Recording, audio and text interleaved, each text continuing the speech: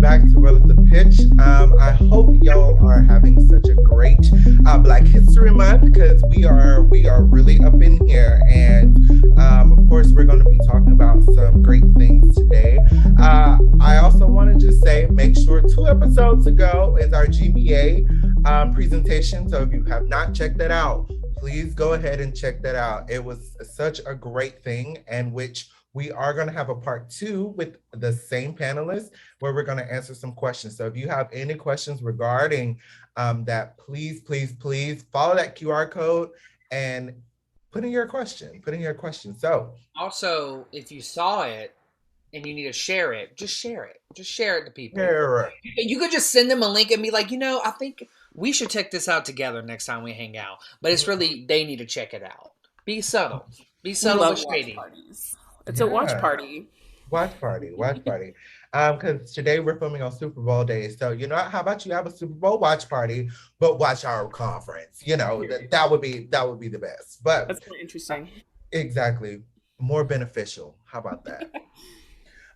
So today I wanted to just briefly kind of talk about something we talked about on the podcast a little bit before, but just an updated version is really just kind of our mental health, and really just making sure everyone is good and what we're dealing with in as a teacher, as musicians. I know as being a teacher right now, it is hectic. And I know a lot of teachers that are just like, I'm not coming back next year because I'm just not okay. I'm just not okay. The burnout is real, especially in the past 2 years. Um, it is real. And I'm seeing that in teachers that have been teaching for years. Okay. Um, and it's always funny because they always look at me who started in COVID as like, oh my gosh, like I'm so sorry. And to me, it's normal. Like this was what to me is normal because I started dead center in COVID. But for them, it is really, really, really tough. And I know also being musicians in this time period right now is also taxing on your mental health. So, guys, how have you been dealing with your mental health and keep pushing forward? For me, I am so prone to just not knowing when to take a break. I just have it's like a tendency to, if I have time on my hand, I'm like, what can I be doing to benefit myself tomorrow? And while there's some people who are like, I wish I had that, at the same time, if you're constantly at every moment trying to say, what can I be doing? What can I be doing? You're not taking any moments to like actually just be in the moment you're in and like just rest.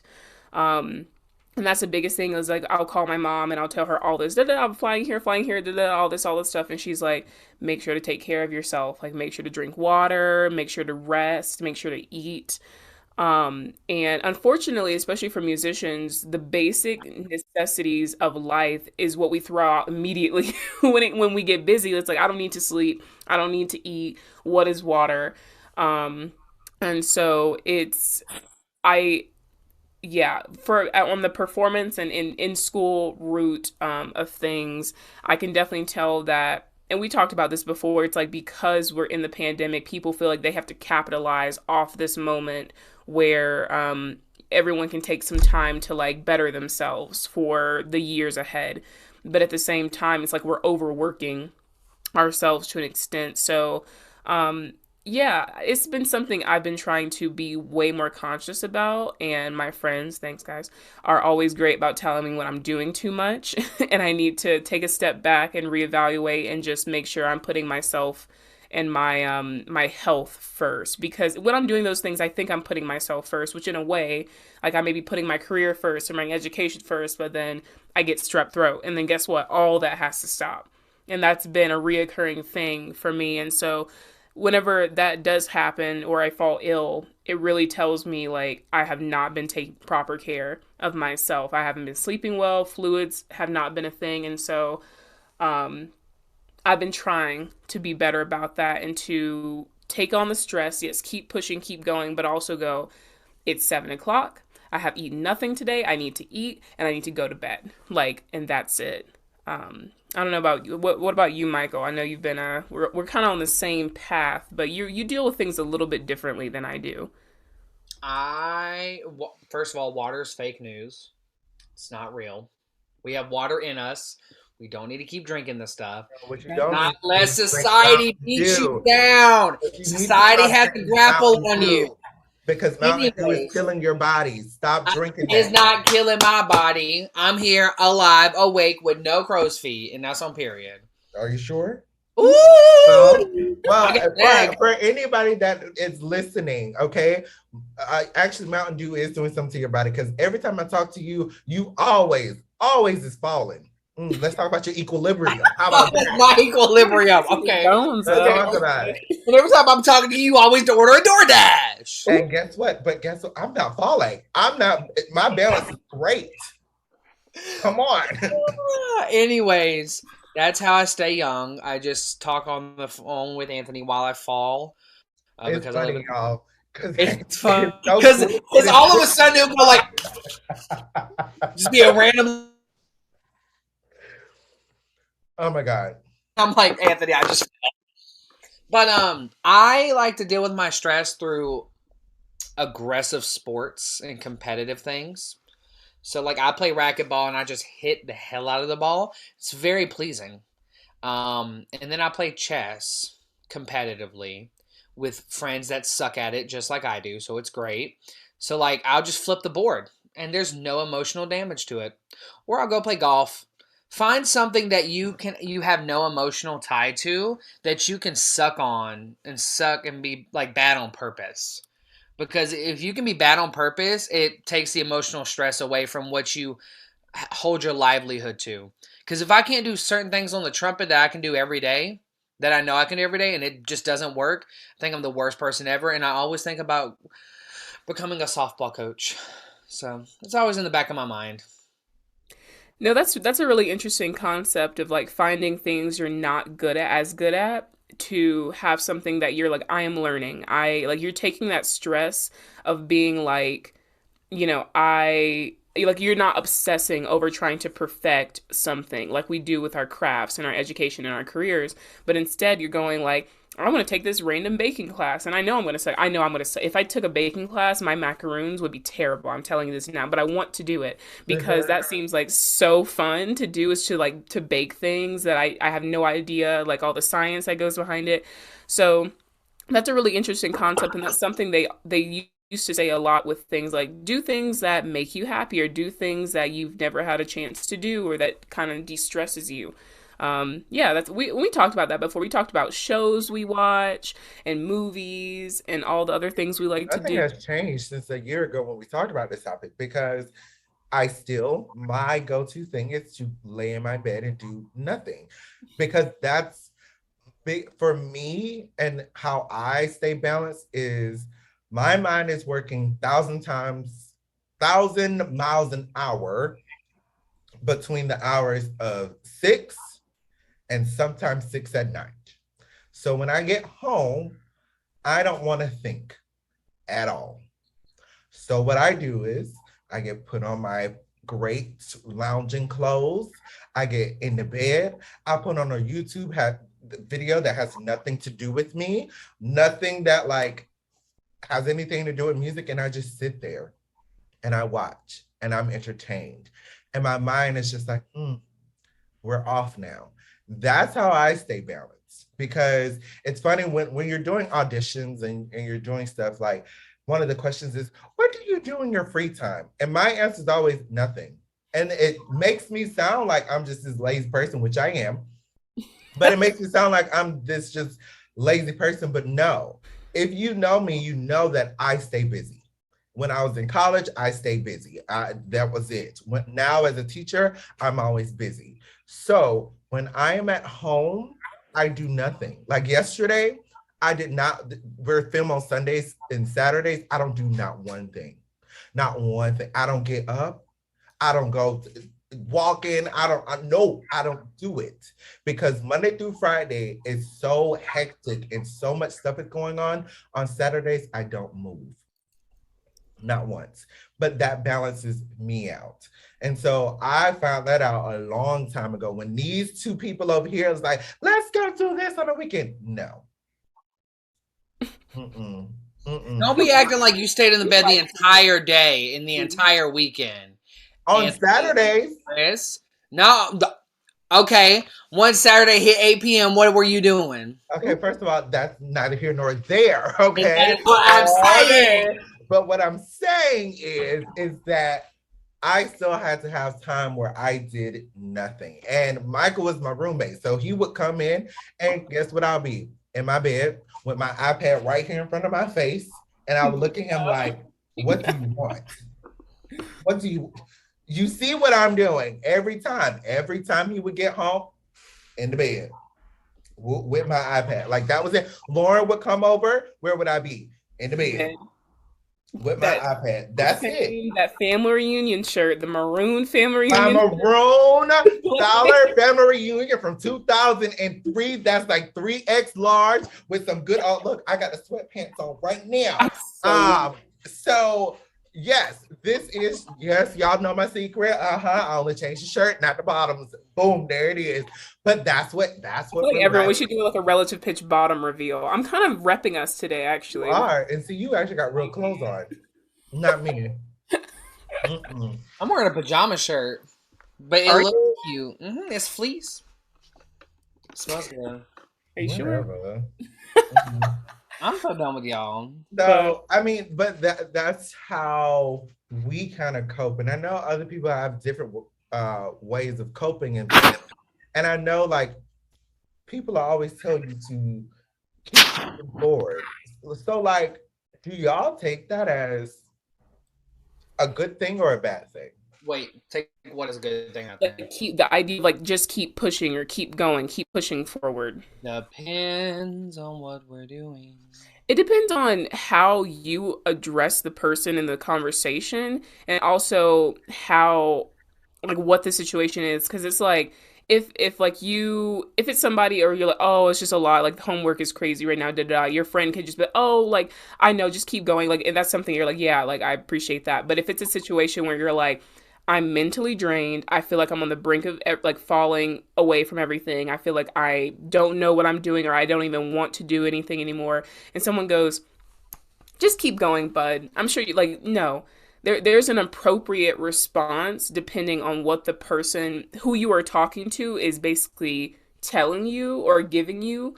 And sometimes also people won't give you the full extent of what they're going through. That is also a thing. They can just say it's just homework, or it's just this.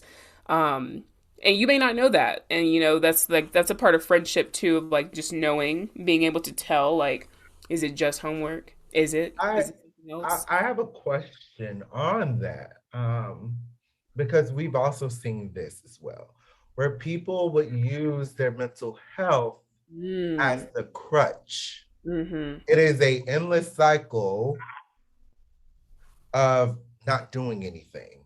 Right. Because we got to talk about the positives, but we also got to talk about the negatives. And if you realize you're going in a circle, and that you just use, not that you use that sounds wrong, but every time you're using it to just perpetuate the cycle that you're in. I heard it like almost best if you are in your, let's say you're a graduate student, you're in your office, or you're in an undergrad and you're in your practice room. If you are breaking down every single day, or 3 times a week, or, you know, sometimes 1 time a week, depending on how big it is, go get help, because it's stopping you from doing what you want to do. Because if you really want to do this thing we call music, or you want to teach, or blah, blah, blah, but there's some aspects in your life getting in the way, you have to clean your house first, or everything's going to pile on top of each other. Like, how are you going to be expected to prepare for your lesson, prepare for all these education classes, and then, like, fragilely hold up your mental health status? Go get that house in order, and then come back. Like, you don't have to, like, be a traditional student. You don't even have to take time off. but focus on that first, because you're going to bring it into every aspect of your life. And just the way society works sometimes, and it sucks. If you bring more baggage into rehearsal, into blah blah blah, people are going to start pushing you out the door.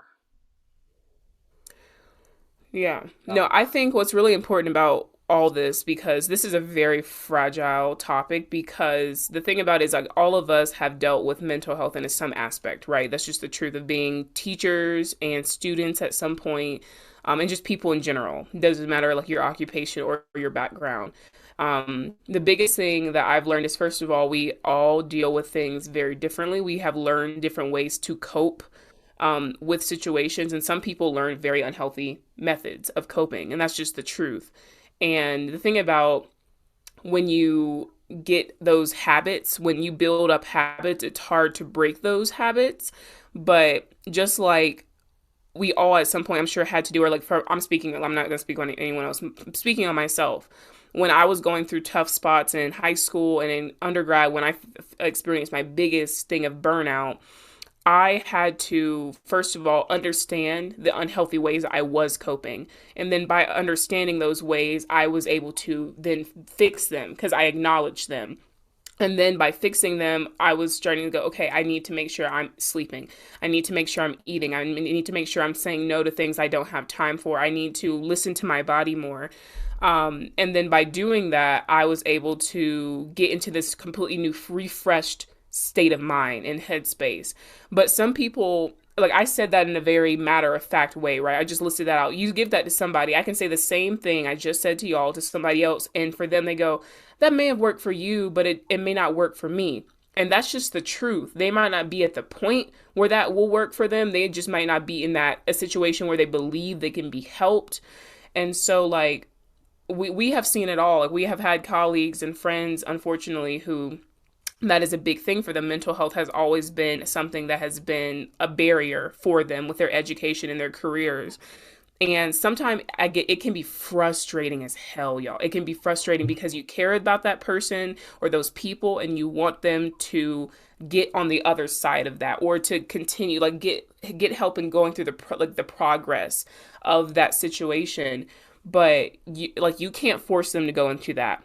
That is the biggest thing is if you try to force that down, it's like they're going to go the completely opposite way with that. And the best thing you can do in that situation is go, have I offered them every little bite of wisdom or have I tried to help them in every way I can? And if you have, first of all, your own mental health, that's what you can do. Don't think that you can bend over backwards, break your own back to try to help somebody else because especially if they're not your responsibility. I always say if you're not my child, which I have no children, then I don't have any responsibility over you at all. Sorry, none. But at the same time, when you have friends, you want to help them. But then if that starts affecting your mental health is when you need to take a step back. You And gotta that's cut just, it off. You gotta cut it off. And I know it's hard. I know it's hard.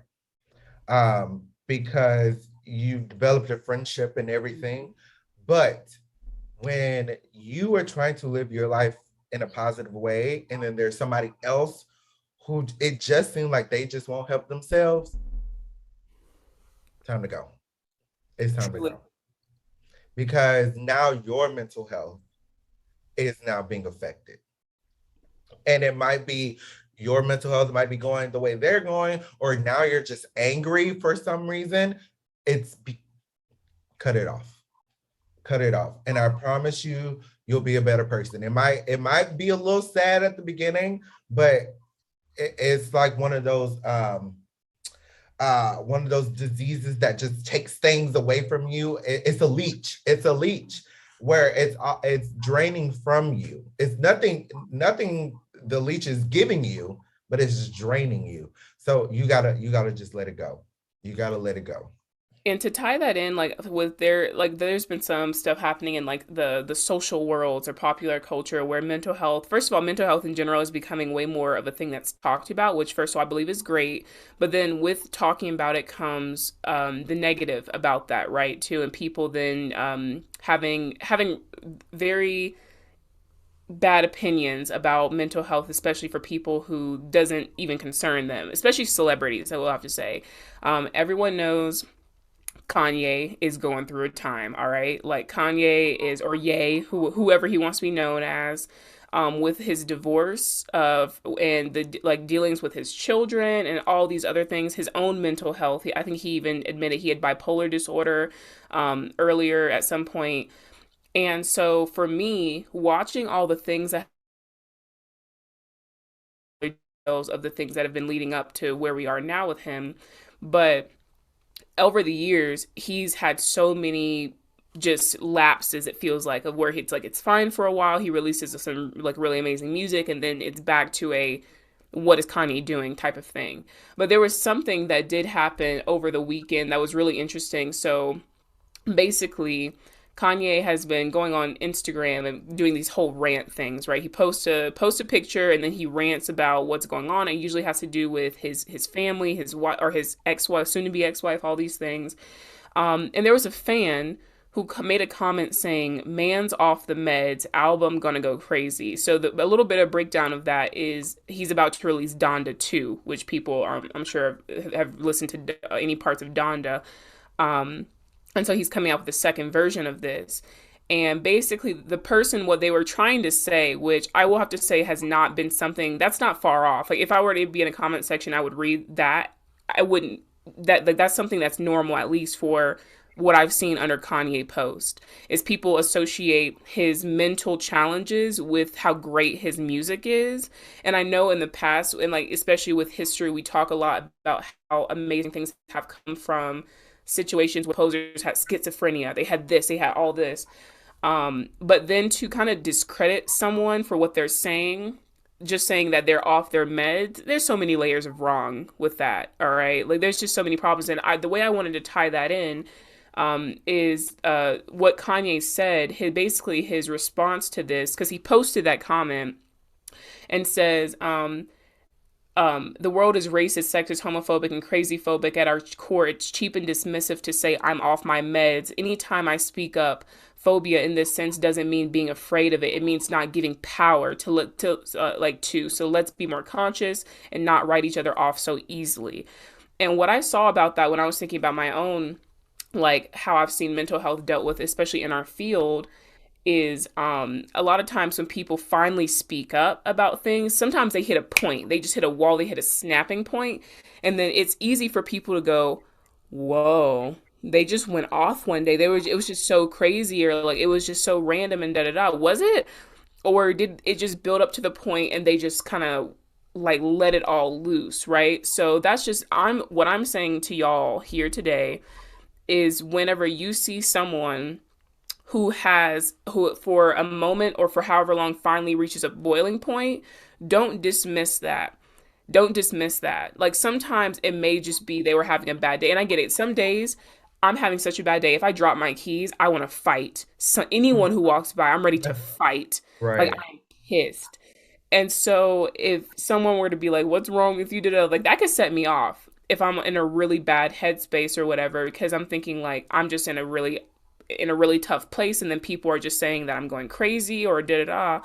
So I mean, what do you guys think about that? I know that's not a avenue that you have been talking about a lot, but I'm curious. Oh, I always hated it when people don't know, when you don't know the lead up to what we might see as a spazzing out session. You don't know. So don't tell me how to respond, because what you just want me to do is take this light, just take it and just be quiet and be fine. No, I'm sorry. If you continue to slash me in my back, I'm going to get angry and I'm going to say something. But now everybody looks at me when I finally respond back. Oh, you're angry. Oh, you're upset. You're being very violent. All of this. And that becomes the issue. Like you did not just see all of these people doing A, B, C, and D to me, because even in Kanye's thing, I mean, yes, has he had his moments? Absolutely. But you got to remember, and this is what I say about all celebrities, we all built him up to be Kanye West. Then when he finally starts, And who knows what goes on behind the doors?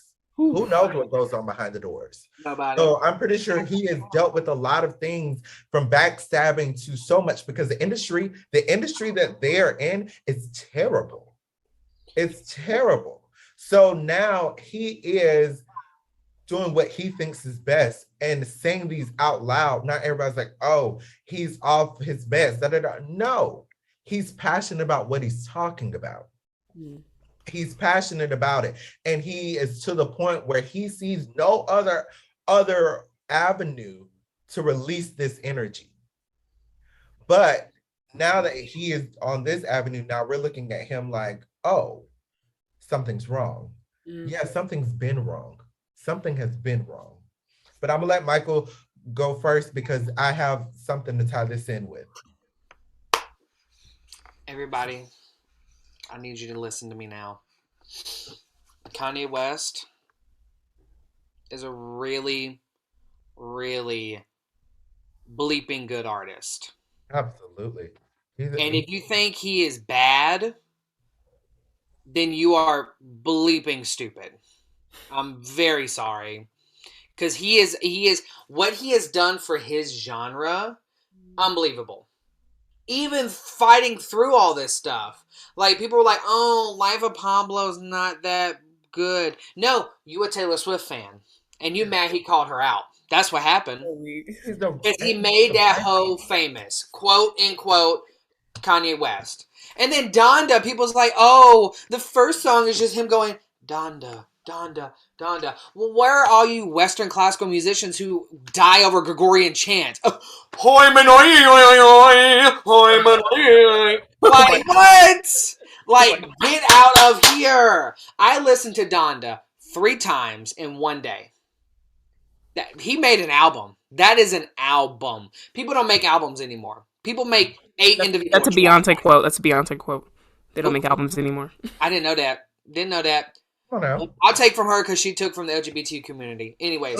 Okay, now look. Did she? Beyonce slander will not be tolerated. Will not be tolerated. It ain't slander if it's true. Ooh. Anyways, and again, now people are going to be like, oh, Michael's out here choosing violence. Out here choosing violence. Yes, I choose violence 3 times a week. You know, because people don't choose violence enough. This is so. First of all, we honestly need to have a whole conversation about Donda because I'm still not over it. Jail, Moon itself. I can write a dissertation on Moon. Honestly, that is I just like Donda. That's like, it's like interdisciplinary though, right? You're thinking like this is spoken word, like with the mute.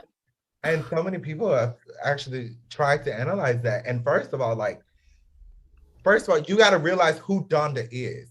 Donda was his mother, his like shining bright star. If y'all didn't know the connection between Kanye and his mother, they were very close, very, very close. That was a way of him processing that his mother is gone.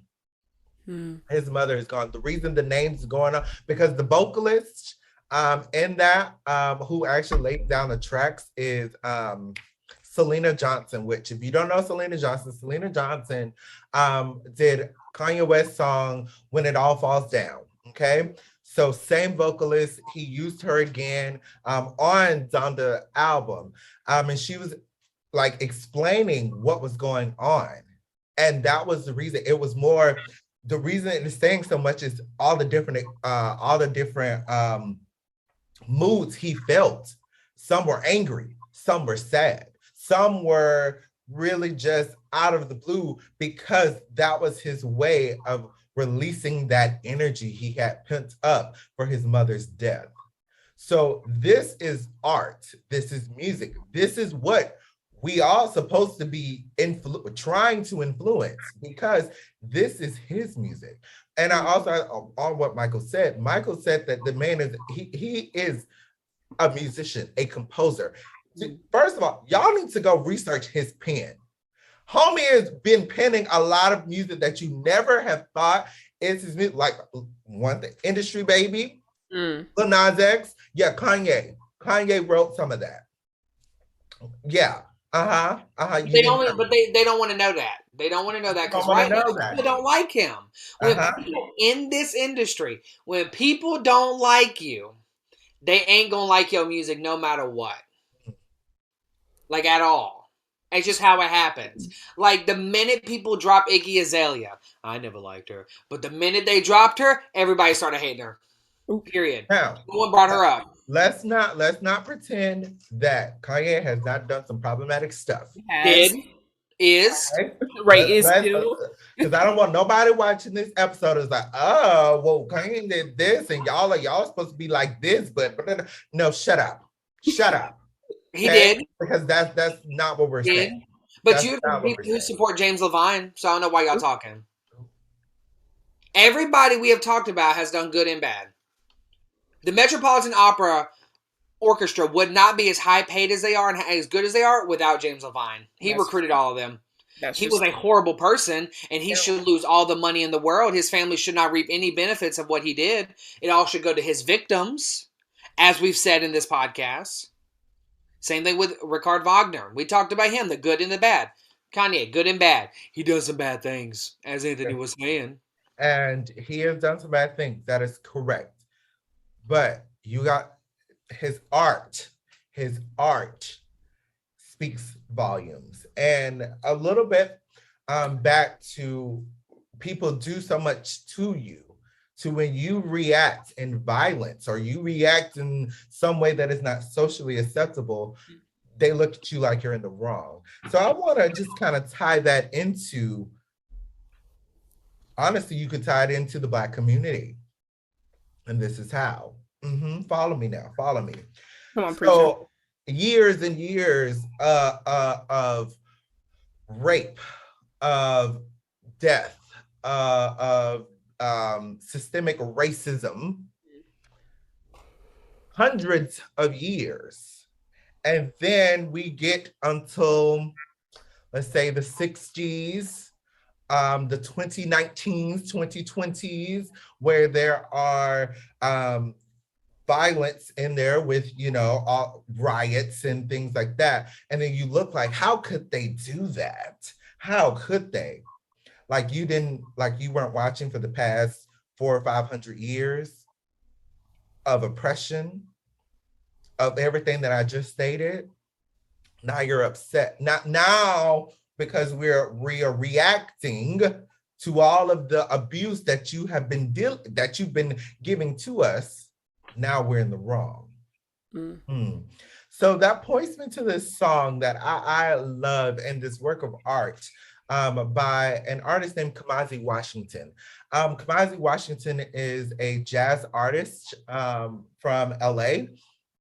And he's really has been on the up and ups. And I wanted to really focus him on our Black History Spotlight for this week, because his music, it really kind of extends from the era of John Coltrane and artists like that, where it's Afro, futurism, funk, jazz kind of thing.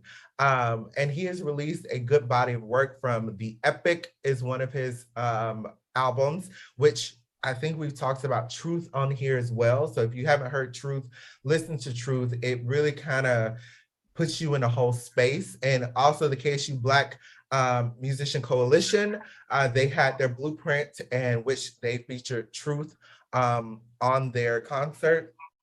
Phenomenal, because that piece really kind of puts everything into perspective. So The Epic came out, I believe, around 2015. And then 2018, he released his next album, Heaven and Earth. And the first track on that is called Fist of Fury, okay? Fist of Fury is actually a cover. It's actually a cover from a 1972 film called Fist of Fury that had Bruce Lee. So if your parents, watching them, good old karate movies back in the day where some might be black and white, who knows? Because I know my father loves those like old school karate, and I'm like, they're not even fighting. I can see like, come on now, but it's art. It's art. It's art. It is art, and some people still be watching those. So one thing I did want to really just kind of read a little bit was the lyrics. So part of the lyrics is, I use hands to help my fellow man. I use hands to do just what I can. And when I'm faced with unjust injury, then I change my hand to fist of fury. Mm. So let's talk about that real quick. First thing is, I use my hand to help my fellow man. I use my hand to do what I can, only what I can. And when I'm faced with unjust injury, then I will change to fist of fury. So Ooh. that literally is talking about what we've been talking about for the past couple of minutes.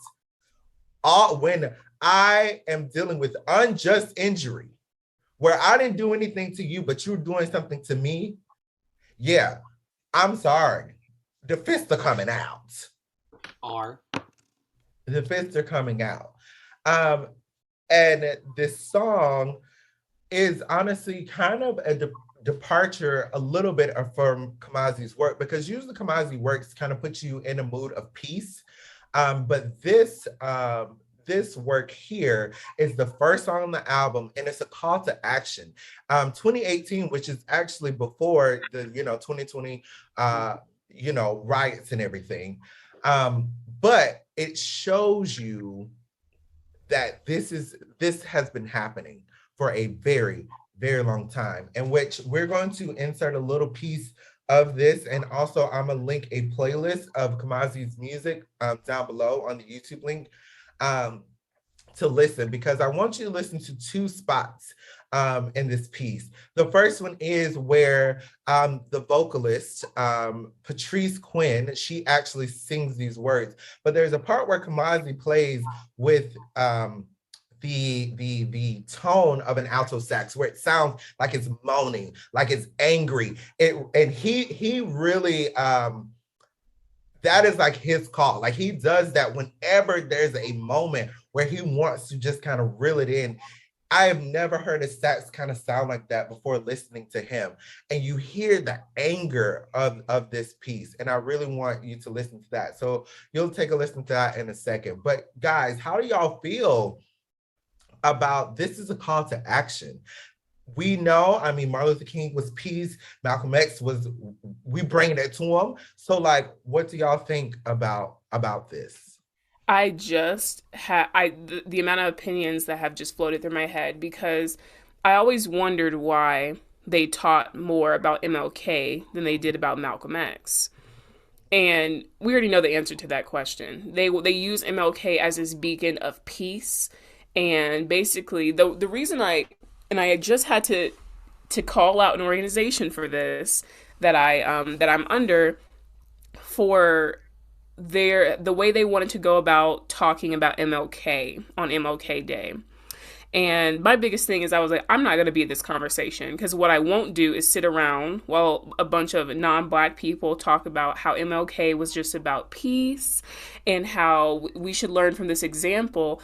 And I was like, no, well, let's talk about how the injustice of this. Let's talk about how he was dragged out in those streets. They had the dogs, they had the hoses, and no matter what, no matter the peace that he may have had, he was met with violence.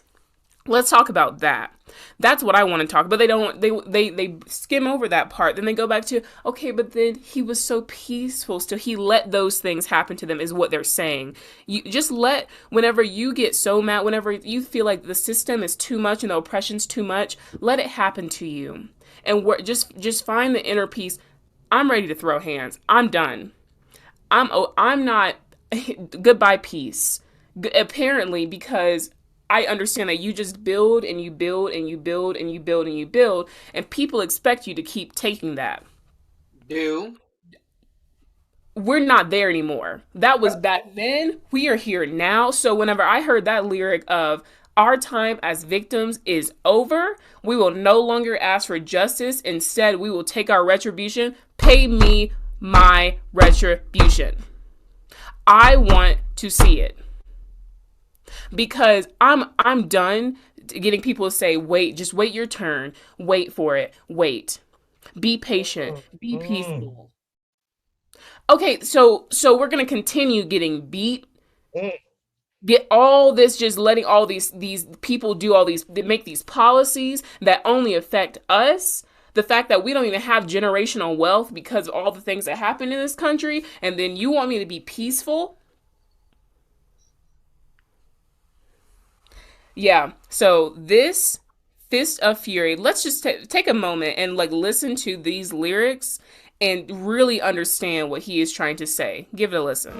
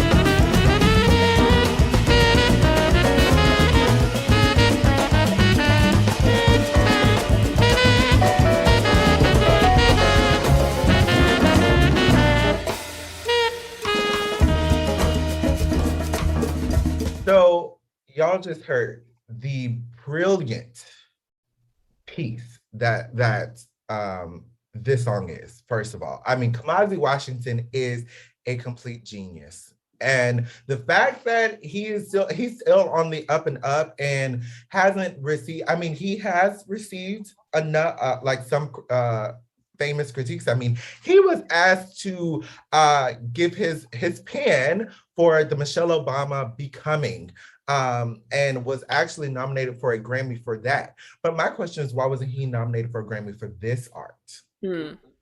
But that's neither here nor there. We'll always come back to that. But I did want to, so Fist of Fury is from the album Heaven and Earth, in which is a duality album, in which he says the earth side of the album, which Fist of Fury is on, represents the world as I see it outwardly, the world that I am a part of. The heaven side of this album represents the world as I see it inwardly, the world that is part of me. And so you go from Fist of Fury that calls to action, where it's saying we are going to stand up for ourselves, where it's talking about struggling of dignity and liberation for Black people. Then at the end, on the end of the album, is a piece called Will You Sing? And it's basically kind of discussing hold your brother's hand and fight for peace. It says, if my words can bring God's rule to life, will you sing? If your voice is all we really need, will you sing? If your sound can set those captured free, will you sing? With our song one day, we'll change the world. So this song is also, it's very peaceful. It's completely different. But the question is, will you use your voice to make this world better? And so I want you to think about that. We'll also kind of put a clip in here as well as the playlist below. Take a listen to this entire album. But I do want to leave us on this. Will you use your voice? Will you sing to change this world? Thank you so much for tuning into this episode. We hope that you have enjoyed. Please leave us comments below and join in on the conversation. So we'll see you next week. Bye-bye. With a song.